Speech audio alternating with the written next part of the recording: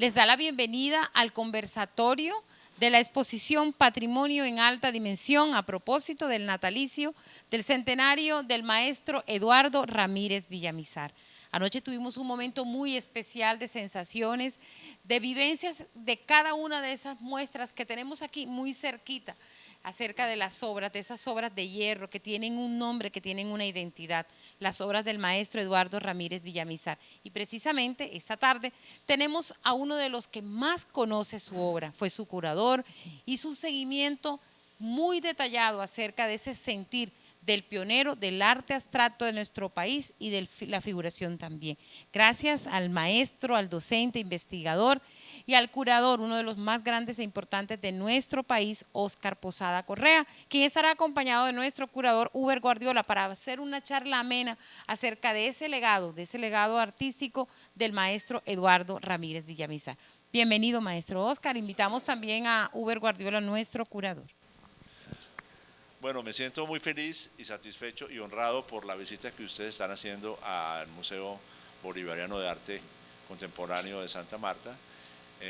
Feliz de que estén participando de la exposición Eduardo Ramírez Villamizar, 100 años de su natalicio y también me siento muy honrado de haber sido invitado por Sarita y por el museo.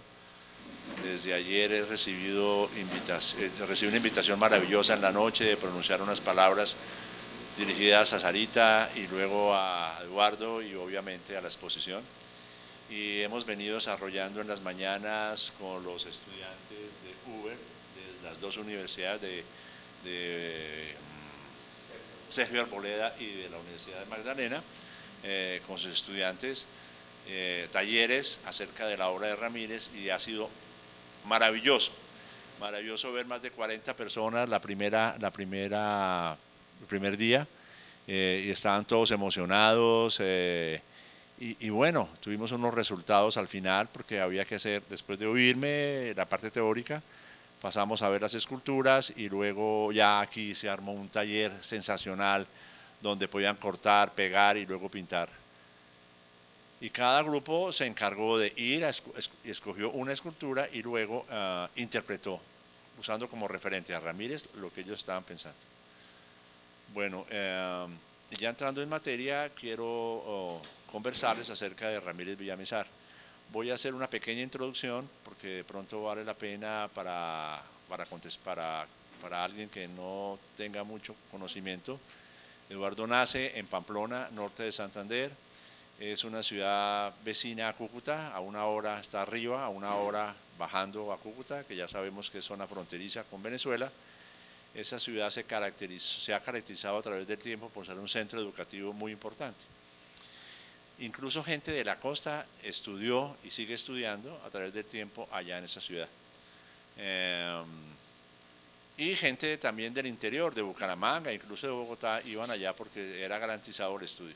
Él nace en esa ciudad en 1922, su padre era un joyero, el joyero del pueblo, y imaginémonos esa relación de un niño con cierta habilidad o de pronto con una mirada interesada en lo que su padre hacía y qué hacía que coger diamantes o esmeraldas o zafiros, es decir, piedras preciosas o no preciosas, y engastarlas en los anillos, tanto de oro como de plata, para las señoras que le quisieran comprar, y también lo hacía con aretas y con todos los ornamentos que las damas se ponen o se ponían en esa época. Yo me imagino la fascinación de un niño viendo a través de la luz esta geometría tan pura y tan perfecta que es el corte de un diamante, o de una esmeralda, o de cualquier otra piedra preciosa. Eso le tuvo a él que llenar su alma y su conocimiento sin necesidad de saberlo, pero quedó impregnado esa geometría y esa manera de poder ver que alguien se puede expresar a través de la geometría como tal. Entra al colegio como todos, ya muy pequeño empieza a hacer ejercicios manuales en las clases y los profesores denotan en él una gran habilidad para hacer muñequitos y cosas varias que hacían los talleres de manualidades en ese entonces. Después va a Cúcuta con su familia y entra ya pues al colegio y él empieza a hacer dibujos y parece que empieza a desarrollar una habilidad para hacer retratos Entonces hace retratos de la familia y de los amigas y de los vecinos. Y ya grandecito va a Bogotá a estudiar arquitectura en la Universidad Nacional, era la única que había para arquitectura en esa época, 1945, y estudia 6 semestres en la Universidad Nacional de Arquitectura y decide que no le interesa tanto eso, que ya se formó, que esa geometría que él había visto y ese orden que lo había también impresionado en las iglesias coloniales de Pamplona, son muy lindas, y que que él quería ser artista. Entonces entra a estudiar artes, en ese entonces se llamaba Escuela de Artes y de Decoración, y ahí se gradúa y sigue pintando y pintando, y de pronto descubre, entonces entra a Colombia un movimiento que se llama el expresionismo, expresarse. Entonces él ya dice, y el expresionismo que indica que ya no es tanto la pureza y la definición de las formas, de los retratos y de la cara, sino más bien como la expresión del sentimiento. Entonces hace un ejercicio muy lindo con una costurera, mujer cosiendo, y entonces ya no es tan importante todo el detalle de los ojos, las cejas, las pestañas, las narices, sino que ya es el rastro de una mujer, que ya no nos importa si es Pepita o fulanita de tal, sino que sabemos identificar que es una mujer y que en su mano, poderosa y grande, tiene una aguja para coser. Y empieza a desarrollar ese tema de expresionismo y empieza a simplificar, ya son las líneas las que mandan la forma, ya no es el volumen, ni el detalle de los ojos, ni nada parecido, hasta que empieza a simplificar tanto, y en ese momento se va a vivir a París. Se va a París a vivir, y allá llega y se encuentra que hacía 20 años existía el arte abstracto. El arte abstracto siempre existió en la primigenia del ser humano, pero llega Kandinsky, que es un artista, pintor y estudioso teórico ruso, y consolida el arte abstracto como tal. Y él queda fascinado y maravillado con eso. ¿Por qué? Porque él venía de la figuración, y la figuración y la abstracción son el polo opuesto. ¿Qué es figurativo? Las caras, los árboles, los carros, la casita que uno la dibujaba chiquito con un cuadrado y un triángulo arriba y el sol. Eso es figurativa, y entonces no hay que pensar casi nada. Me gusta, ese es el retrato de fulanito de tal, no, le quedó muy feo, pero lo identifica. No, el arte abstracto no tiene nada que ver con la figuración, pero sí con la naturaleza y sobre todo con la geometría. Hay un artista que se llama Vasarely, Víctor Vasarely, que era un europeo, no era francés, pero nacionalizado, y él es uno de los grandes artistas que a Eduardo le llamó la atención, y obviamente pues estaba Mondrian y habían otros artistas ya expresando lo que era el arte abstracto. Eso lo llevó a él a decir definitivamente, yo soy abstracto. Sin duda, esa conexión de niño con la joya del papá, con el diamante y eso, lo tenía en el alma, y de pronto, yo creo, eso es todo invento mío, pero es que así somos, como uno nace chiquito y tiene ciertas cosas, y cuando está grande las desarrolla, y uno no sabe por qué. Pues claro, porque chiquito lo vio tantos años ver a su papá haciendo esas figuras geométricas, luego era un momento guardado en silencio que lo explotó. Entonces llega a Colombia allá empieza, y también acá a hacer pintura abstracta, que es la que está colgada, hay unos cuadros muy lindos colgados en donde está la exposición, que no es más que una superposición de planos, de formas orgánicas, de formas de círculos y de rectas. Y un buen día se queda mirando y dice, oiga, pero es que yo ya estoy próximo, esos relieves están como saliendo, sin duda los miró de lado y se dio cuenta que tenían profundidad, y dice, yo voy a hacer relieve. Entonces empieza a hacer el relieve, a trabajar en madera, y su primera obra, en año 1958, están construyendo un edificio, quizás el primero en Bogotá. En 1958 estaba haciendo el Banco de Bogotá, un edificio cuya estructura era en hierro y era lo más insólito y lo más avanzado en esa época, y a él lo invitan a que haga al fondo, en el primer piso, un relieve. Entonces él dice, momento, yo Llego de París, yo tengo que buscar también mi identidad, ya la tengo, la geometría, lo que a mí me gusta, pero me falta algo y es lo nuestro.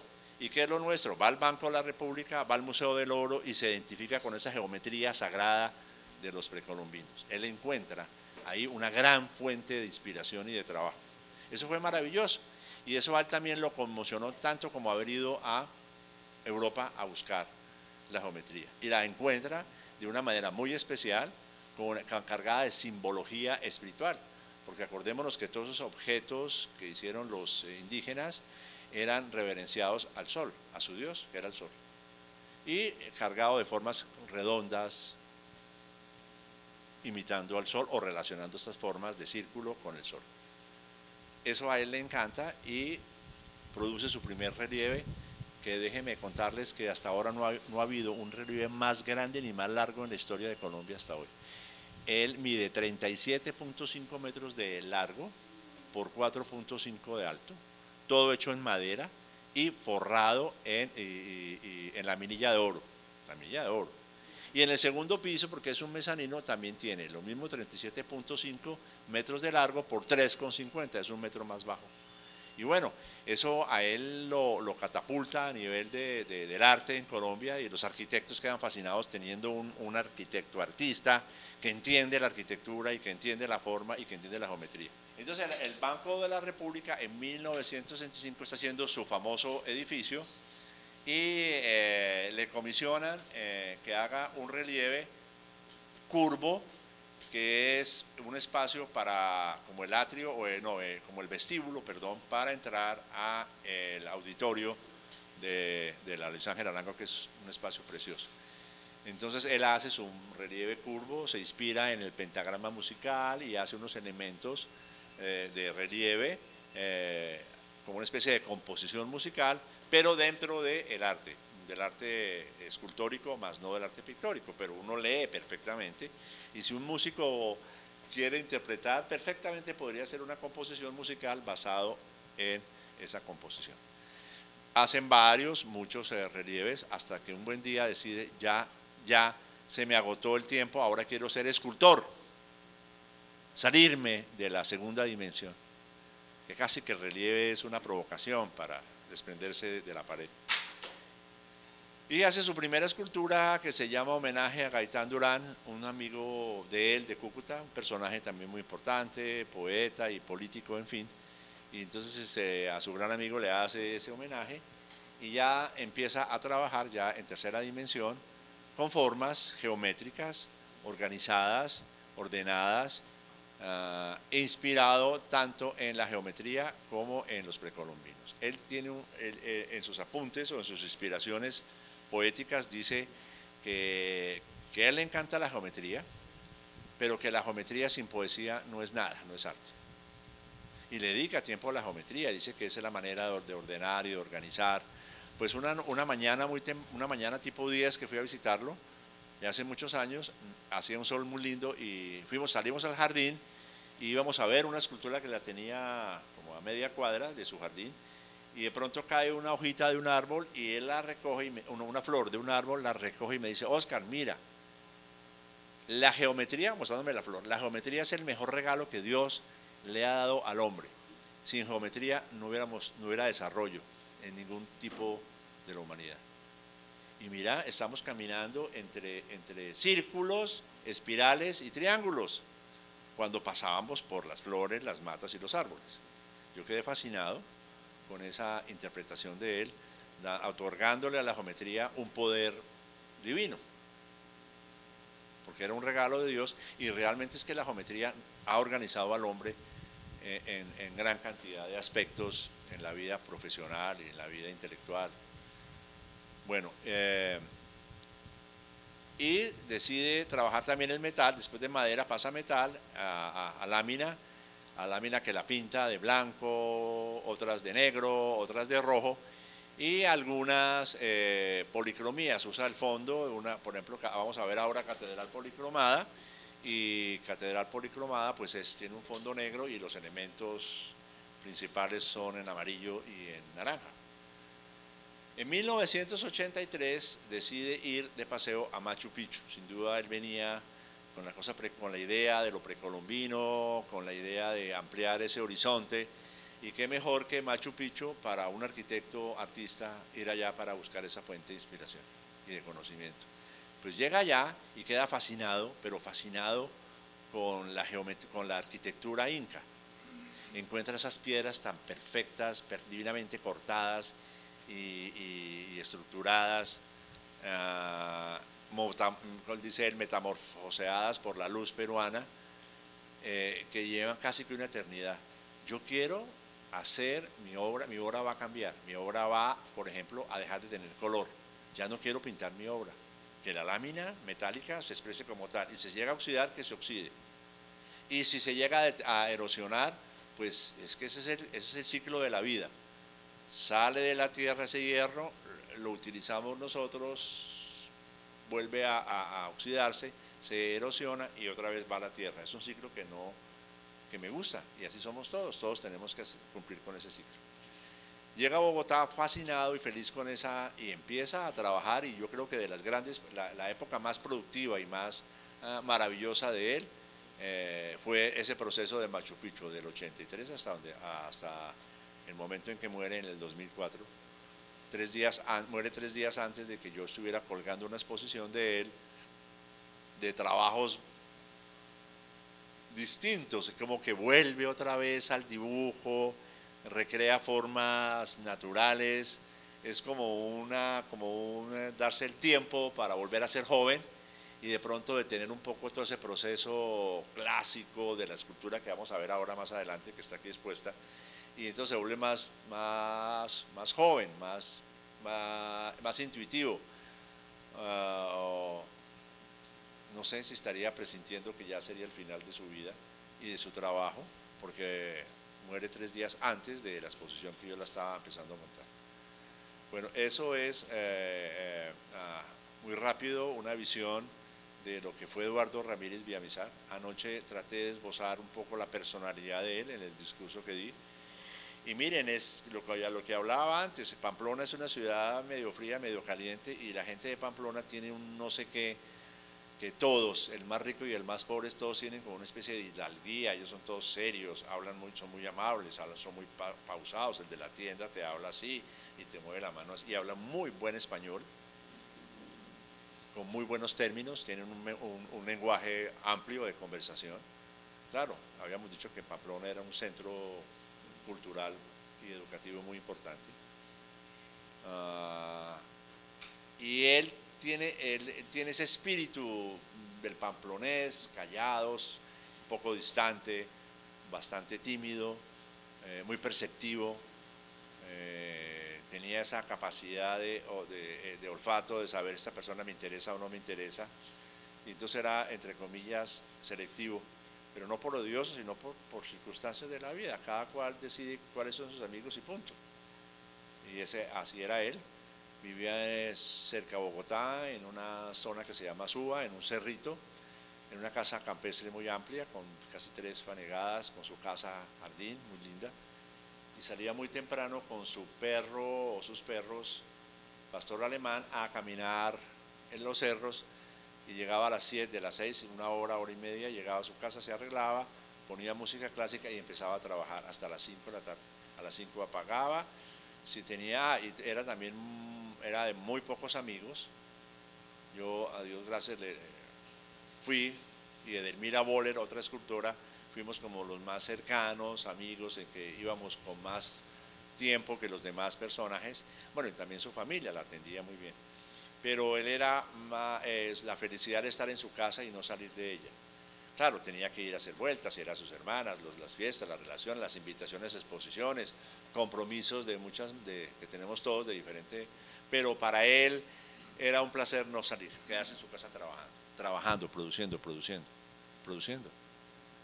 Muchas obras se quedaban inconclusas porque él después las desechaba, pero continuaba haciendo, y fue un hombre que produjo mucha obra. Eso gracias a su dedicación y a su empeño en ser un hombre trabajador incansable. A las 6 apagaba la música y se retiraba a sus aposentos a leer hasta que quedaba dormido. Porque mire, de las cosas que él siempre habló y dijo, era que este país era muy desordenado, que vivíamos en un completo desorden, que él necesitaba expresar el orden en su escultura para que la gente entendiera de que podemos vivir en orden.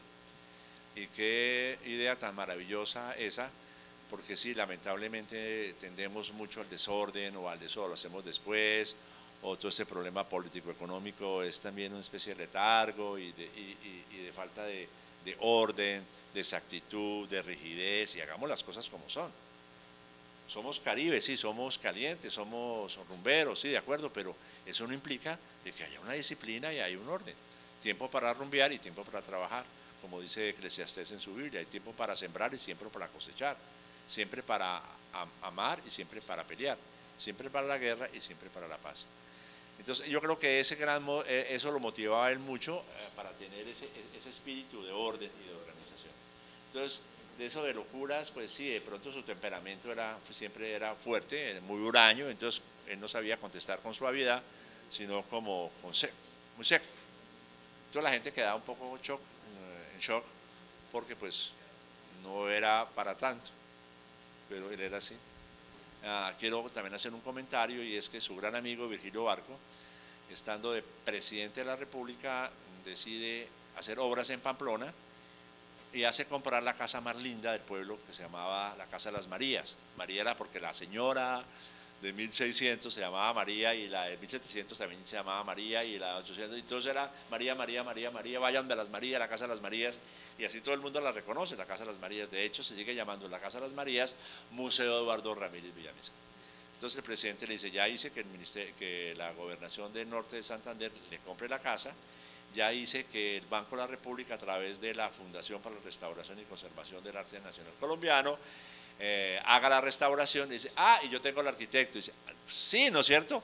Listo, ya, proyecto hecho. Entonces llamó a una persona, pasajes para que Oscar y el maestro vayan cada vez que quieran a visitar la obra. Entonces fuimos a Pamplona, y obviamente es una casa enorme, hermosa, pero la tenían completamente, una casa en decadencia, que ameritaba rehacerla casi toda, siglo XVI, imagínense. Y yo creo que desde ahí las reformas eran pedacitos, locativas, y no una gran restauración estructural de la cubierta, que es la que con el tiempo más sufre, por los vientos, por la lluvia, porque la madera se cede. Hubo un daño en las arcadas de piedra con el tiempo, pero eso fue más como humano que de la estructura misma. Pero el banco hizo una extraordinaria restauración de la casa, impecable. Nosotros fuimos en el proceso de restauración varias veces, hasta que ya me tocó el turno de dejar de que fuera una casa para volverla un museo. Bueno, esa foto esa fue una invitación que se le hizo a Eduardo Ramírez para que expusiera en la Universidad de Antioquia. Entonces lo vemos a él y a mí sentados en unas gradas. La escultura que está detrás de mí, esa es de mi propiedad, que valga la pena contar, esta mañana fueron de la Universidad Nacional de Bogotá a llevársela para la exposición que estoy montando de la obra que canjeamos por trabajo o que me regalaba de vez en cuando, y esa la vamos a montar allá. Bueno, y la otra son otras obras. Entonces esa es como la portada. Estoy dudando si me siento muy narciso, muy creído, o pongo solo a él. Todavía no sé qué hacer con esa portada, ¿no? Con esa bellezura, ¿sí? No sé si me resisto o no me resisto a tanta belleza. Bueno, y entonces seguimos. Entonces, mire, esa es la curva. Yo venía, ahora es pavimentadito, pero yo venía con mis últimos zapaticos nuevos que mi papá me regaló en diciembre, y los volví una porquería, y allá al fondo estaba la portada. Entonces yo un poquito más, donde está el poste empecé a sentir algo raro, pero no mucho, y me fue acercando, y más todavía, y más todavía. Es algo impresionante, ¿no? Cuando un niño tiene esas percepciones o premoniciones. Dale. Y este fue el taller, ya pasamos la portada, y ese es el taller que yo le construí. Ahí está esa puerta negra que se abre para sacar y entrar materiales o esculturas. Bueno, y ya estás por dentro. Esa es una vista interior de la obra.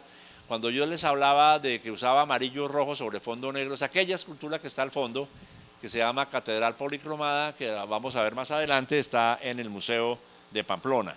Y esta amarilla del lado izquierdo se llama arquitectura inclinada, arquitecturas inclinadas, y esa está en Medellín, en uno de los edificios de la Universidad de Antioquia. Bueno, esta es otra foto, la he querido mostrar tanto la arquitectura como las esculturas de Eduardo para que tengamos una presencia de cómo fue el taller de él, que era muy como él, como su personalidad, era una caja sencilla, con una muy buena iluminación, era importantísimo la iluminación que tuviera que tener, cubierta por una canaleta que estaba de moda en ese entonces. El primer era dos niveles, el primer nivel sí era madera, muy elegante, y el segundo era donde trabajaba Julio, donde se soldaba, y entonces pues no se quemaría, si fuera en madera se quemaría el piso, entonces era un piso en cemento, sin ningún miramiento. Ahí está él abajo, en la parte de abajo, donde trabajaba Julio. Y esa foto, démosle crédito, era de Hernán Díaz, uno de los grandes fotógrafos que tuvo Colombia y que fue amigo cuando eran más jóvenes con Eduardo. Sigamos. También, sí, también es el autor. Aquí me gustaría hacer un comentario. Un buen día me llama, es de esos que siempre me llamaba, yo me ponía feliz, porque yo conocía la maqueta, esa maqueta tenía 1,20 de alta, de larga, como por 60, sí, como por 60 de alto, y entonces estaban haciendo este edificio que es del Banco Cafetero, un edificio muy grande, está ahí en la zona internacional, diagonal a la plaza en la 26 entre 10ª y 13. Entonces mi amigo me dice, Oscar, ¿por qué no me acompaña? Tengo problemas, esa fábrica queda saliendo para Suacha, es gigantesca, pero los ingenieros me están llamando a decir que es que le quieren poner una columna, unas columnitas muy esbeltas, dicen ellos, para que no se va a caer. Y yo les dije, pero está la maqueta. Pero sí, maestro, pero de todas maneras ya hicimos los cálculos y no podemos soportar eso. Bueno, entonces, pues vamos, yo quiero ir. Yo no soy ingeniero, yo soy arquitecto. Cuando llegamos, yo le dije, pero ¿cómo se le ocurre, señor ingeniero, tirarse la escultura? Ahí la tiene. Entonces me dice, no, ya hemos hecho todos los estudios y la única manera es poniéndole por acá unas columnitas. Y le dije yo, ¿y por qué no invierte su pensamiento? ¿Usted por qué no, en vez de poner hacia abajo, pues tiren hacia arriba? Tiren hacia arriba, hacia arriba, señor. Yo que le pego al ingeniero ese, hacia arriba, porque me sonó. Esos Dios que a uno lo ayude lo saca de esos problemas. Entonces, hacia arriba. Y el ingeniero dejó los ojos cuadrados, los volvió a poner redondos, los ponía triangulares y entendió. Dice Eduardo, sí, esa es la solución, tráigase unos ángulos. Entonces trajo unos ángulos, pero no tan, pues para la maqueta, y los pusimos. Dijo, esa es la solución. Dijo, sí, esa es la solución. Estéticamente no se mejoró ni se dañó, perdón, no se dañó compositivamente la estructura ni la composición, pero sí perfectamente solucionó el problema de ese voladizo. El problema de carga quedó solucionado con esta idea mía, muy intuitiva, obviamente hay que decirlo, pero que no hiciera hacia arriba. No, eso yo salí hecho un pavo real. Yo dije, exijo, ¿dónde está mi carnet de ingeniero? No hay derecho que eso pase en un sitio donde siempre son ingenieros. ¿El arquitecto para qué lo llaman? Pues para que enseñara. Esta fue una obra que también lo invitaron en Medellín y yo intervine ahí para hacer la maqueta. Eduardo se lanzaba a hacer las maquetas, pero necesitaba una maqueta pues geométrica bien hecha para poderla construir. Tristemente, hace como 15 días sacó el colombiano una nota diciendo que está en pésimo estado, que no hay derecho, que se va a volver nada. Maestro, señora. Una pregunta, dos inquietudes. Dale. Y lo hemos notado. Las obras de Eduardo Ramírez Villamizar siempre mantienen el color original, pero también hemos notado ese matiz de rojos, amarillos, naranjas. ¿Cuál es esa identidad de los colores introducidos en alguna de esas obras como la que hace un momento nos estaba compartiendo? Pero dices tú de la pintura. Sí, pinturas, no me refiero a la escultura como tal, que a veces está pintada, él las pintaba de amarillo, les daba un toque de amarillo o de naranja. ¿Qué quería decir también con eso? Con el color, pues mira, el blanco es un color que siempre se ha usado por una característica maravillosa y es por su pulcritud, por su pureza, pero también porque cuando no le está dando la luz ofrece una sombra, entonces ya se vuelve gris. Y si hablamos en términos de fotografía, el éxito de una fotografía en blanco y negro es poder registrar muchos tonos del blanco hasta el negro. Ahí es donde se define y se defiende un buen fotógrafo. Un regular fotógrafo no capta sino 3 o 4 tonos de grises, del blanco al negro. Y un estupendo fotógrafo se deleita haciendo toda una secuencia. El blanco en un relieve o una escultura pues le permite esa profundidad porque registra muy bien las sombras, unas más intensas que otras, entonces se multiplica el efecto tridimensional. Con los colores entonces está el negro, que es un color absoluto, que es un color que no admite luz, que se la traga toda, y eso también tiene el otro sentido, que es el no. Y el rojo pues tiene muchas connotaciones, el rojo es vida, el rojo es emotividad, hay gente que lo relaciona con sexo o con hambre. Bueno, entonces antes de que hablemos del mural, esta fue una exposición también que lo invitó el Banco de la República, la Biblioteca Luis Ángel Arango, que es lo mismo decir Banco de la República, porque ambos son una sola cosa, a este montaje de esta exposición. Entonces aquí yo estuve feliz recreando lo que estamos hablando del color blanco, negro y rojo.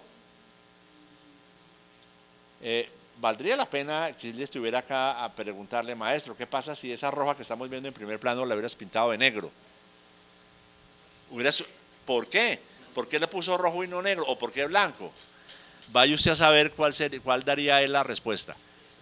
Pero mira, esa determinación a mí también me toca hacerla cuando estoy haciendo mis esculturas, ¿sabes? Y entonces de pronto digo yo, no, en roja, y la hago en rojo y me quedo pensando, ¿qué tal sería en blanco? O sea, es más como prueba y error, como emoción, es más como la emoción y una determinación, pintémosla en roja. Porque la obra de alguna manera le está diciendo algo, pínteme en tal color. Pero que sea tan rotundo como lo que hablamos ahora de la oxidación, eso sí, se lo dijo muy claro, dejo de pintar mi obra.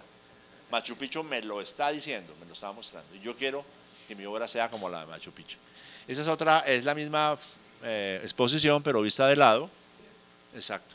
O todas las obras hubieran sido blancas, como en este caso, que es la época del blanco, y no se hubiera inmutado en ponerle rojo o negro, o en otros casos el anaranjado. Sí, señor. No, y de hecho, si él escogió el rojo para esa obra era porque sentía que tenía que llevar ese rojo para que expresara la forma y el mensaje, y la tensión y la compresión, o la repetición o la modulación, en fin. Sí, tienes toda la razón y ese aporte me parece maravilloso. Dale. Sí, en base a lo que comenta el caballero, yo también pienso que tiene también que ver con el proceso del maestro Villamizar en su abstracción. Empezó figurativo, después expresionismo, después pasó, como lo mencionabas, al relieve, después a la escultura con color, y ya después él pensó que su esencia más expresiva sería dejarlo el metal natural, sin ningún color, porque por si el color también tiene una carga simbólica. ¿Cierto? Cualquier color uno ve y ya le remite algo, una emoción, un sentimiento, y ya al dejarlo yo pienso que en la parte simplemente el metal dijo, no, esta es la pureza de la expresión de lo que quiere expresar, sin sesgarlo a los colores. Yo escribí hace muchos años acerca de esos 3 colores y dije que el blanco era pureza, que el negro era silencio y que el rojo era pasión. Así pude describir esos 3 colores cuando me tocó a mí enfrentarme a ellos. Entonces, pureza, silencio y pasión, porque el negro es silencio. Es un color silente, un color que es hacia adentro, no expresa mucho, esconde sombras. En el negro es muy difícil ver la superposición de las sombras en el negro porque las absorbe todas, y no así el blanco. El blanco sí reclama cada plano que no le dé la luz directo, empieza a volverse gris y a ubicarse en el espacio. Bueno, Sí, mirando las imágenes que han presentado, podemos ver que para cada obra hay como una iluminación diferente. ¿Cierto? Entonces, como todo tiene un significado, ¿qué tienen en cuenta para determinar qué iluminación usar para cada obra? Porque es que la iluminación que se usan para unas obras también tiene un propósito. ¿Cierto? Entonces, en las obras por lo menos que se exponen y eso, ¿qué significado vendría teniendo? ¿Y qué tuvieron en cuenta para elegir esa iluminación? Mira, cuando empecé a montar la exposición de Ramírez Villamizar, la primera obra, yo me di cuenta que anterior a mí iluminaban con 2 o 3 bombillos. Entonces llegaba una escultura y ponían un bombillo de este lado, otro de frente y otro del otro lado. ¿Qué sucedía? Que cuando se proyectaba en la pared, el ojo se cansaba porque veía diferentes, 3 sombras y 3 porque se triplicaban. Entonces el castigo para el ojo era impresionante. Y se perdía la luz del sol. También lo escribí una vez, yo dije en mis escritos, es un artículo que me invitó a la Universidad Nacional a escribir sobre los montajes que yo hacía de Ramírez Villamizar. Entonces, dije, la luz del sol es la gracia de Dios, la luz eléctrica es la magia del hombre. Fuimos capaces de iluminar la oscuridad. Dios nos dio la sabiduría para hacerlo. Bueno, pero no hay cosa más linda que la iluminación que da el sol en un objeto en la mañana o en la tarde. Es pura, es una sola. Y la rodea de un misticismo fantástico. Y produce todos los claros oscuros de toda la gama de los colores. Si estamos hablando sobre el blanco o sobre cualquier otro, también le hace todo ese degradé de intensidad. Y dije yo, Oscar, así tienen que ser iluminadas las esculturas. Y si es de una de Negret o de Carlos Rojas o del que sea, yo también la iluminaría así. Entonces, me dio la oportunidad de gozarme el tema de la iluminación. Para un arquitecto y para un curador me la dio, es que todo no es gratis, me la dio el Centro Colomboamericano del Centro. Imagínate que el techo en construcción se llama un reticular celulado. Son vigas en ambos sentidos formando una rejilla y cada huequito mide 60 centímetros por 60 centímetros. Y dentro de eso hay una crucetica en tubo, una cruz en tubo. Y ahí, en cada uno de esos nichos, hay una salida para una lámpara. Entonces, ¿qué pasa? La riqueza de ese diseño es inigualable en comparación con los otros museos que iluminaban con un riel. Entonces, imagínate que es un riel que va, entonces, y ofrece muchos bombillos, pero te deja hacer esto y no más. Y no más porque este es muy caro, este es europeo. Solamente tiene esos 2 movimientos, de subir y bajar. Sí. Y entonces, ¿qué sucede? Que si lo abres demasiado, la persona va a quedar ciega. Porque así como me está dando a mí es aquella lámpara. Que uno queda y no ve lo que tiene que ver. Entonces le dije a Germán, se llamaba Samper. Samper era el director de ese, y le dije yo, quiero ponerme a prueba y además es que investigué, por eso es que el tema se llamaba máscaras. Imagínense máscaras. Yo mismo me fui al África, cogí un avión imaginario y estuve en bum, bum, bum, bum, bum, bum, bum, bum. Entonces yo hice mi hoguera y entonces yo iluminaba a Dios con una sola tea. Esa magia de una sola luz para las máscaras. Y yo, oiga, ilumine, coja una sola y busquen el ángulo bonito a la escultura, el que sea más agraciado para usted, póngale, no de frente para que no queden las 2 caras iguales, porque has visto que si te toman una foto a ti frontal, como que la nariz queda como por allá adentro, pero si te giras un poquito, ya la cara coge más volumen en la fotografía, se expresa más, hay un juego de volumetría. Eso lo apliqué entonces desconectamos todas, era cuestión de desconectarla con una escalera, pues yo tenía trabajadores que lo hacían, y entonces decía, bueno, súbase y empiece a moverla. Entonces era muy lindo porque podía mover 30 centímetros, 30 centímetros, 30 centímetros, 30 centímetros, una viga de 10. O sea, la cobertura era fantástica. Mientras que los rieles supuestamente se ponen a 1,50, viene el riel para iluminar los cuadros que están en las paredes. Pero esta posibilidad de ubicar yo aquí una escultura y tener ese dominio en cualquier lugar a 30, 60 o 90 era fantástico. Entonces, yo decidí, pues en mi caso, de que pusiéramos una sola haz de luz en la lámpara. Bueno, y así llegamos todos y se abrió la exposición y fue una cosa muy linda. Miren qué importancia es la palabra iluminación. Y eso lo puse a prueba, esa puesta en escena la repetí en la gran mayoría de mis exposiciones, nunca con esa riqueza y esas posibilidades de manejar la iluminación como está en el Centro Colombo-Americano, sino que me tocaba pues sufrir la cantidad de rieles en el espacio. Pero de todas maneras, siempre iluminé una sola obra con un solo bombillo, como aprendiéndole al sol. El sol fue el que me enseñó. Ilumine una obra con el bombillo solar. Bueno, ¿te gustó la respuesta? Y muchas gracias por hacerla porque me llené de emoción al contar eso que ha sido de mi vida real como arquitecto y como montador. Dale. Pero niña, bájatela. Eso. Buenas.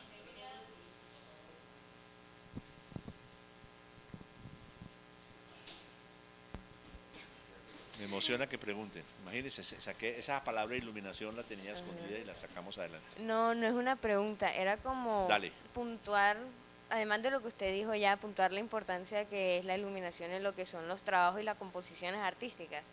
Veamos, por ejemplo, lo que es la corriente de arte académico. Usted sabe los bocetos que se realizan de los estudios de iluminación que son muy importantes. Claro. Y tienen cierta sombra muy característica de los clásicos. Entonces yo digo, ellos desarrollaron eso y vemos un cierto volumen, algo que hace que como sientas el dibujo más cercano a ti. Como por ejemplo, usted decía que si una luz nos daba de frente, nos toman una foto de frente, pues la nariz se ve como que se voltea o se ve chueca y no se ve casi profundidad en nuestro rostro. En cambio, si nos ponemos de 3/4, sí se ve cierta profundidad. Esto lo podemos ver muy presente en lo que fue la conocida luz de Rembrandt. Rembrandt siempre tenía esa característica forma de sombrear los rostros en justamente esa posición que hacía que sintiéramos ese rostro cercano a nosotros y se viera mucho más real. Al punto de que después de estos bocetos artísticos y saber identificar más o menos dónde deben ir las sombras o de qué forma se deben ver las sombras para poderle dar profundidad, uno ya puede ponerlas desde la mente, sacarlo de la cabeza, la sombra que queremos poner en la perspectiva que queremos dar. Así como hay veces en las que incluso se hace el engaño para dar la profundidad, aunque Sí. la obra tenga errores, si está hecha de cierta forma, la gente no lo va a notar por las sombras. Ajá. ¿Cierto? Además que también no solo disculpen, la iluminación no solo, quería comentar un poco, agregar, en los planos, en la fotografía que usted mencionaba, los planos importantes en el cine, que primeramente no en el cine mudo, sino ya en un cine quemarropa, en los planos contrapicados, en los planos americanos, etcétera, que son importantes y relevantes cuando un fotógrafo o cuando un cineasta va a realizar sus obras, la iluminación que comentaba mi compañera María Fernanda. Y ya por último, nosotras queríamos mencionarle, bueno, yo, porque son, bueno, desde mi punto de vista me tengo que retirar porque ya es muy tarde para nosotros. Sin embargo, la resistencia de Ernesto Sabato, hay un fragmento que yo le quería mencionar a usted, ya que lo relaciono mucho con sus experiencias que usted nos mencionó el día de hoy en esta grata tarde. Y pues dice así, son dos, se las comento. Porque a medida que nos relacionamos de manera abstracta, más nos alejamos del corazón, de las cosas, y una indiferencia metafísica se adueña de nosotros, mientras toman poder entidades sin sangre ni nombres propios. Y la que creo que profundiza mucho su relación con Villamizar es cuando somos sensibles, cuando nuestros poros no están cubiertos de las implacables capas, la cercanía con la presencia humana nos sacude, nos alienta. Comprendemos que es el otro que siempre nos salva, como usted salvó esa obra dando la guía hacia arriba. Y si hemos llegado a la edad que tenemos, es porque otros nos han ido salvando la vida insensatamente. Y ¿está bien para usted?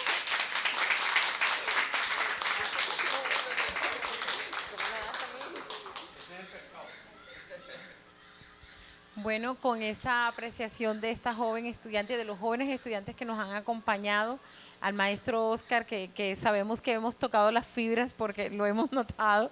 Muchísimas gracias por acompañarnos, por estar rodeándonos esta tarde y durante todos estos días, que mañana otra vez vamos a tener la oportunidad de disfrutar su conocimiento, su saber y el apasionamiento, que hoy concluimos algo muy importante. Vale la pena seguir estudiando y abrazando la obra del maestro Eduardo Ramírez Villamizar, y sobre todo con profesional, más allá que profesionales o conocedores o investigadores, un ser humano tan maravilloso que vive y siente la obra del maestro Eduardo Ramírez Villamizar después de tantos años también ya de su fallecimiento. Gracias de parte de la Fundación Museo Bolivariano de Arte Contemporáneo, del equipo de trabajo, de nuestros guías y de nuestros invitados que esta tarde asistieron a este conversatorio. Muchísimas gracias.